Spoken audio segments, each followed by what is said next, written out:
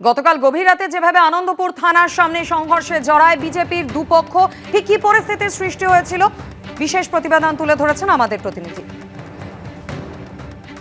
আনন্দপুরে বিজেপির দুই গোষ্ঠীর মধ্যে তুমুল গন্ডগোল, যাকে কেন্দ্র করে হাতাহাতি মারামারি, এমনকি মাথাও ফাটলো এবং দুই পক্ষ তারা একেবারে একে অপরের বিরুদ্ধে চড়াও হয়েছেন এবং এই মুহূর্তে থানার সামনে দুই পক্ষই কার্যত মুখোমুখি। দুই পক্ষের মধ্যে বচসা চলছে।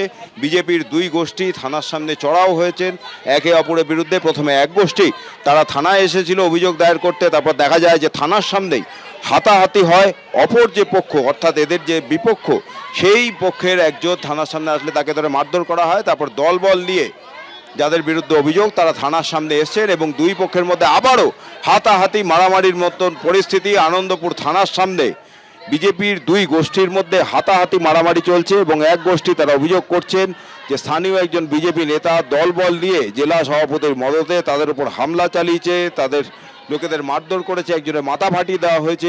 মেরেছে আমার ভাগ্নি, ওখান থেকে ছেলেরা টেনে হিজড়ে মেরেছে, পেটে লাথি, চেয়ার দিয়ে পেটে মার। এইটা কি? এটা আমাদের এইটাই তো বলতে যাচ্ছি স্যার, যে আমাদের এইটা কি? এটা আমাদের পার্টির মধ্যে এইসব কি চলছে? বিষয় সাসপেন্ড মন্ডল সভাপতি সব জায়গায় এলাকায় এলাকায় দাঙ্গা করে বেড়াচ্ছে।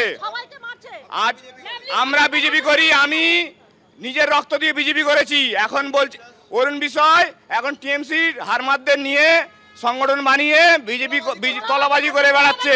অরুণ বিষয় হচ্ছে মন্ডলের প্রেসিডেন্ট। মন্ডলের কিছু করতে হলে মন্ডলের প্রেসিডেন্টকে তো জানাতে হবে।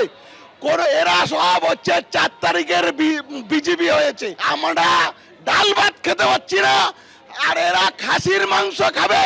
1 লাখ 2 লাখ টাকা করে তুলছে, তুলে হচ্ছে খাসির মাংস 108 নম্বরে ওয়ার্ডে। এই সব তোলামূল যারা আছে তারা আজকে বলছে বিজেপি। মন্ডল সভাপতি আছে, মন্ডল সভাপতিকে না জানিয়ে এখানে একটা পিকনিকের আয়োজন করেছে। সেই পিকনিকটা যত টিএমসি লোক আছে সেই টিএমসিদের কাছ থেকে টাকা পয়সা তুলে এই পিকনিকটা করছে, কিন্তু আমরা কিছুই জানি না।